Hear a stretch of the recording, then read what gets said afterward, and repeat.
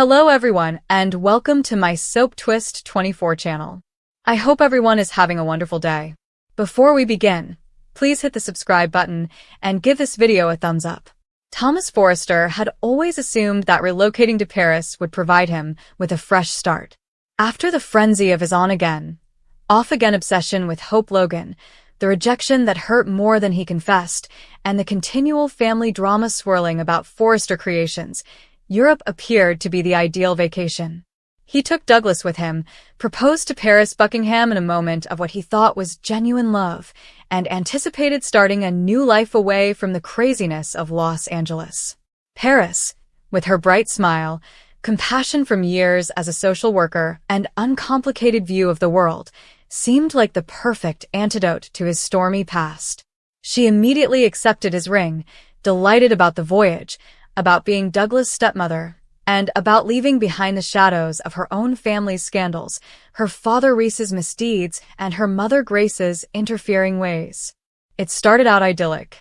They booked a wonderful apartment overlooking the Seine, full of light and the aroma of freshly baked baguettes from the bakery downstairs. Thomas committed himself into designing for Forrester International, sketching late into the night while Paris worked remotely with the Forrester Foundation, planning charitable events and campaigning for subjects she cared about. Douglas thrived at his foreign school, where he learned French and made friends who were unaware of the Forrester family's difficult history.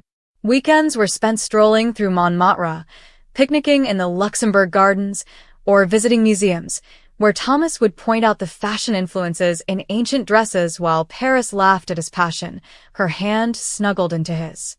However, cracks began to develop slowly and insidiously, like hairline fractures in delicate porcelain.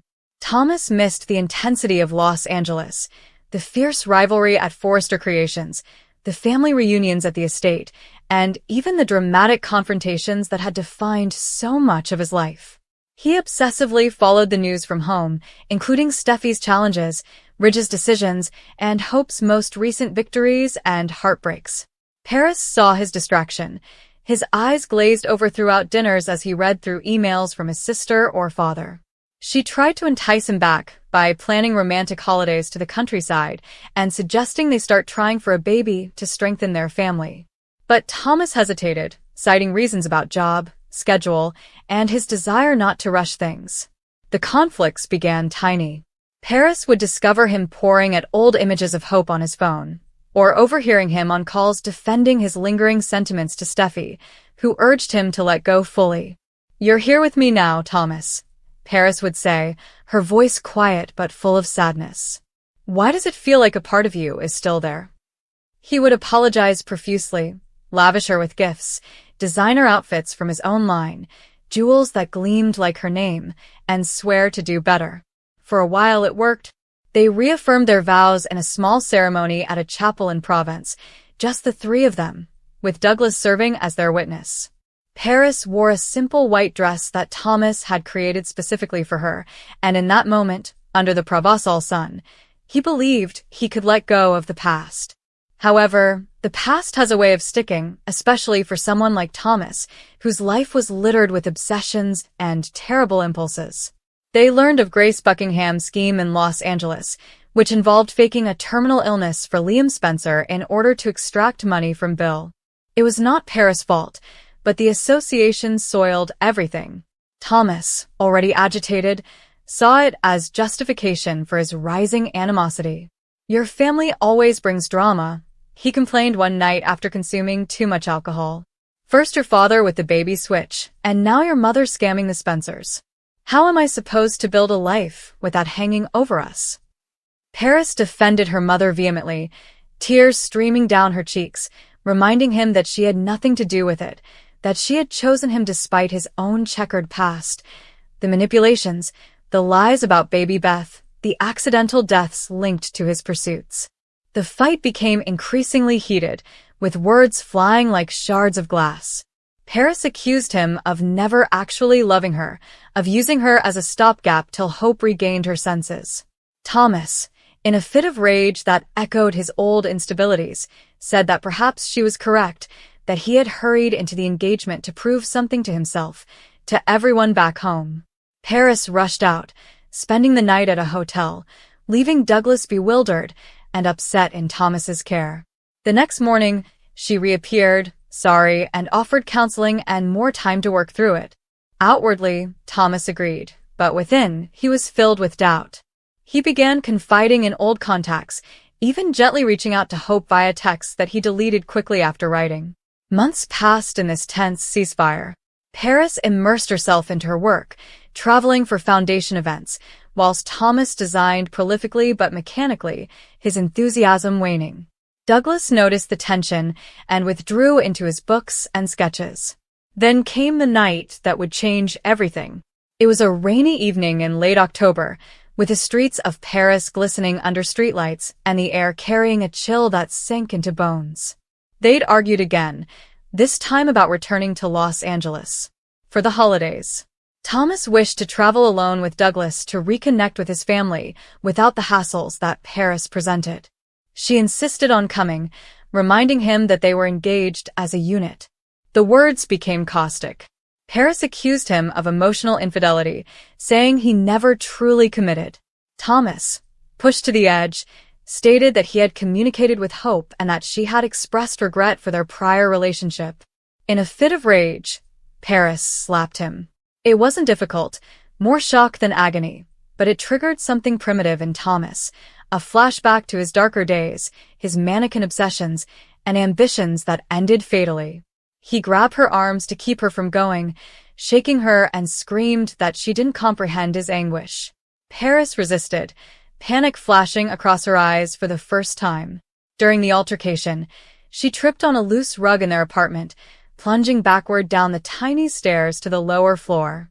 The fall was sudden and horrible. Her skull hit the stone steps with a terrible crack. Thomas froze at the top, gazing in horror as she lay lifeless at the bottom, a trickle of blood gathering below her. He hurried down, yelling her name and checking for a pulse. It was feeble and irregular. Panic rushed through him. Instead of calling 911 right once, his thoughts were preoccupied with self-preservation, the controversy, the charges, and his history of violent incidents. Emma Barber's death came back to him, as did the fact that he had abandoned her without help. But this was different. It was his fiancée, the woman he had sworn to adore. In a blur, he brought her body to the bedroom, pretending she had fallen inadvertently while alone. He cleaned the blood and adjusted the scene. Then, with shaky hands, he contacted an ambulance, claiming to have found her that way while returning from a walk. The paramedics came too late. Paris was pronounced dead on the scene due to serious head injuries. The police conducted a brief investigation and decided that it was a terrible household accident with no evidence of foul play other than the evident fall. Thomas played the mourning fiancé beautifully, tears streaming down his cheeks as he hugged Douglas close, planning a small funeral attended by few, as the most of their circle had returned to the United States. But remorse nagged at him constantly. The nights were sleepless, haunted by images of Paris' accusing gaze. Douglas posed questions that Thomas could not honestly respond. Whispers began. Grace Buckingham, hearing of Thomas's death, wanted answers, suspecting more given his notoriety. She called officials in Paris, requesting a more thorough inquiry. Evidence arose, including injuries on Paris's arms that were not consistent with a simple fall, a neighbor who heard rising voices, and deleted messages on Thomas's phone that hinted at the argument. Thomas escaped to Los Angeles with Douglas, just as French authorities issued a warrant for his arrest in connection with Paris' killing. He gave his family a sanitized version of events, an accident, a sad loss, and the need to return home for help. Ridge and Taylor greeted him warmly, and Steffi comforted him, but Hope noticed something strange about his haunted countenance. The arrest occurred unexpectedly on a crisp morning in December. Thomas was at Forrester Creations, drawing new designs to occupy himself, when Deputy Chief Baker and LAPD police arrived with extradition paperwork in hand. International collaboration had accelerated the process. Evidence from Paris indicated manslaughter at a minimum, possibly more if intent could be shown. Thomas Forrester, you're under arrest for the suspicious death of Paris Buckingham, Baker declared gravely in the design office, as stunned family members watched. Thomas didn't fight, as handcuffs clicked coldly around his wrists as he was led away. The media frenzy began instantly, with headlines screaming about the Forrester heir's dark past emerging and links to previous incidents. During questioning inside the police station, flashes of that night played back. Paris's dread, the push that wasn't quite a shove, and the decision not to save her in time. He maintained the accident tale, but flaws emerged, including timetable inconsistencies and his flight from Paris, which raised concerns. The family gathered and hired the greatest counsel, but skepticism set in. Ridge questioned his son privately, and Taylor was concerned that his mental state may relapse. Hope paid him a visit in the holding room, searching his eyes for the truth and recalling how his obsessions had previously spiraled. Douglas, bewildered and afraid, clung to his grandparents, murmuring queries about why Daddy had been taken away. As the case progressed, forensic evidence from Paris revealed that the fall was consistent with being pushed or shoved during a dispute. Witnesses came forward, including a concierge who witnessed Thomas moving something heavy late that night, contradicting his account.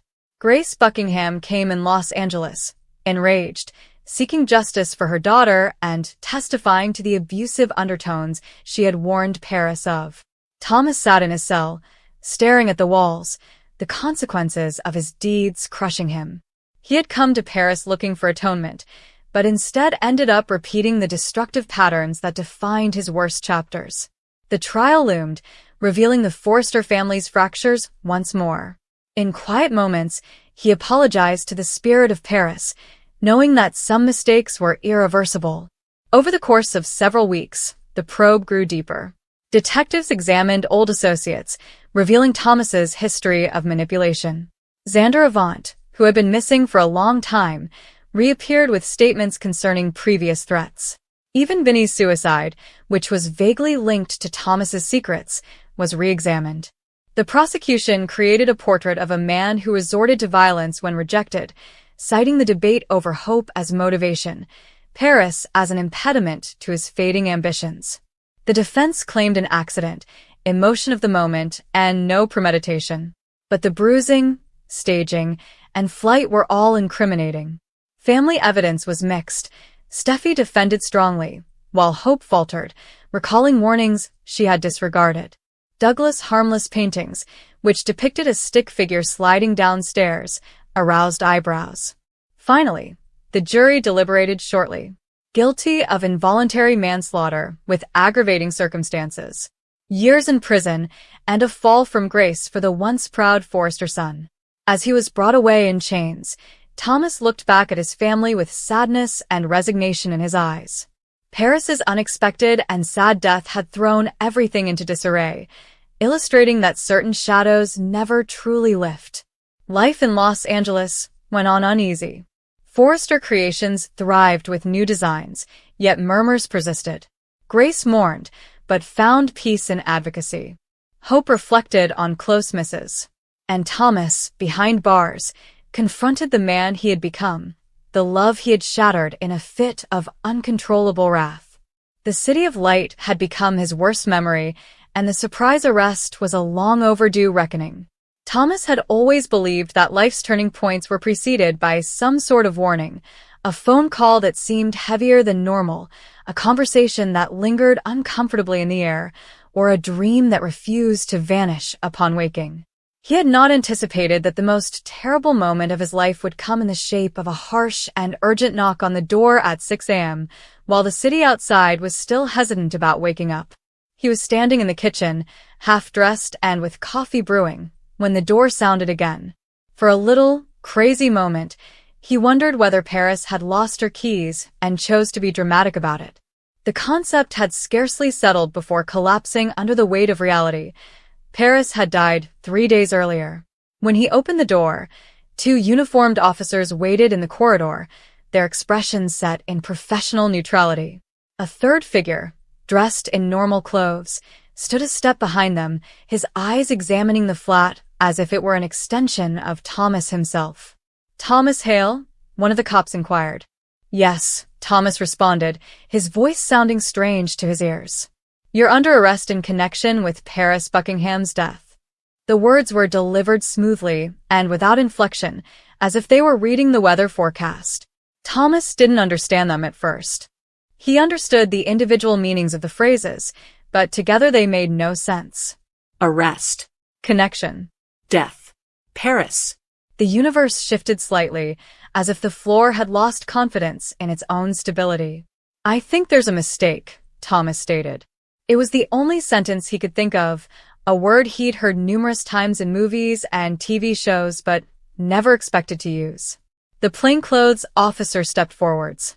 "Sir, please turn around and place your hands behind your back." Cold metal wrapped around his wrists. The coffee machine hissed behind him, sending steam into the empty kitchen. As they led him down the hallway, neighbors' doors remained closed, keeping their lives temporarily safe from his collapse. Everyone in the elevator remained silent. Thomas peered at the computer numbers as they plummeted, feeling as if he was being lowered into someplace he couldn't see. Paris Buckingham had a vivacious personality that made rooms appear brighter simply by occupying them. She had laughed with her entire body, leaning forward, shoulders trembling, as if laughing were a physical force she could not control. Thomas had grown in love with her gradually, and then all at once, a realization that came late one night while she slept next to him, her hair fanned across the pillow like a dark halo. They met at a benefit for a tiny arts organization. Thomas had been there out of obligation, at the demand of a colleague, whereas Paris had been there because she believed in things with such fervor that it occasionally embarrassed him. She spoke strongly about community initiatives, accessibility, and the importance of art as a necessity rather than a luxury. He recalls being amazed by how attentively she listened, how she made people feel as if their words were important. Their relationship had not been ideal. They battled over time, priorities, and the future in the abstract way that couples in their early 30s frequently do. Paris desired movement, travel, change, and danger. Thomas valued stability, or the illusion of it. Despite their conflicts, they shared the notion that they were on the same side. That understanding crumbled the night Paris died. She had gone to a little event at a friend's house, something informal. Thomas had stayed at home, citing a deadline he couldn't miss. They kissed at the doorway, a regular ritual, with Paris mocking him about becoming a hermit. "I'll be back before you know it," she had stated. She never returned. The police call had arrived shortly after midnight. Thomas remembers the officer's voice as distant and surreal, like if conveyed through water. There had been an accident, they claimed. They were still investigating. Can he come down to the station? At the moment, Thomas had not cried. Shock had wrapped him in cotton, dulling all sensations. Only later, alone in the apartment they shared, did he realize how much her absence affected him. Now, sitting in the back of a patrol cruiser, Thomas sought to reconcile his memory of Paris's smile with the accusation hanging in the air. He reviewed their previous chat, looking for hidden meanings and anything he might have missed. Had she gotten upset? Did he say something wrong? The human mind, thirsty for order, insisted on a cause, a series of events that led inexorably to this point. At the station, Thomas was escorted to a small room with a table bolted to the floor. The detective from earlier identified himself as Detective Alvarez. He spoke calmly, even gently, describing Thomas's rights in a tone that suggested everything was regular, that Thomas was just another name on a lengthy list. They questioned him about his relationship with Paris. How long had they been together? Whether they had argued recently? Where he had been the night she died? Thomas responded to everything in an automatic, detached manner. He recalled his evening at home, the emails he had sent, and the takeaway container that remained in the refrigerator. He offered his phone, laptop, and anything else they wanted. Cooperation, he hoped, would clarify matters. Detective Alvarez listened, occasionally taking notes. After Thomas finished, there was a pause. "We have reason to believe there was an altercation between you and Ms. Buckingham earlier that week," Alvarez told the crowd. Thomas frowned. "An altercation?" "A disagreement," Alvarez explained. A neighbor reported hearing raised voices. Thomas recalled the argument. It had been about Paris considering a job offer in another city, which she was quite thrilled about. Thomas had been cautious, raising worries about logistics and his own work. Yes, voices were raised, but they addressed the situation in the same manner they usually did, via communication and compromise. We argued, Thomas acknowledged, but we did not fight. It wasn't violent. Alvarez nodded, his expression blank. We'll need to confirm that. The hours blurred together. Thomas was fingerprinted, photographed, and processed in ways that seemed invasive and bizarre. When he was placed in a holding cell, the truth of his situation became clear. He sat on a tiny seat, hands clenched between his knees, crying. News spread quicker than he could comprehend. By the time his sister, Emily, arrived at the station, social media was already abuzz with speculation. Headlines utilized terms like mysterious and boyfriend questioned, which were carefully phrased but heavy on inference. Emily gazed at him through the glass, her face pallid. She put her hand on the barrier, and Thomas mimicked her gesture, separated by inches and a world of circumstance. This is insane, she exclaimed, her voice quivering. They can't think you, I know, Thomas interrupted, unsure of anything. He was released later that day, not charged but technically arrested, a state that seemed like being suspended in space. He returned to his apartment alone, the quiet within deafening than any sound. Paris' belongings were everywhere, her shoes at the door, her mug in the sink, and a scarf draped over the back of a chair. Each thing seemed like an accusation, a reminder of what had been stolen and what he was now suspected of. Friends reached out, sending messages of condolence and cautionary distance. Some inquired how he was doing. Others said nothing at all. Thomas sensed the subtle shift in tone, the unsaid query lying underneath their words. Sleep became elusive. When he did get some slumber, his dreams recreated scenes with Paris, twisting them into warped reflections. He awoke drenched in sweat, his heart beating, and the weight of suspicion crushing down on him even while unconscious. The investigation continues. Detectives returned, asking more questions and uncovering inconsistencies that Thomas had not realized existed. They discussed timings, phone records, and forensic details that he struggled to understand. Each contact left him feeling further disoriented, as if the ground beneath him was continually moving.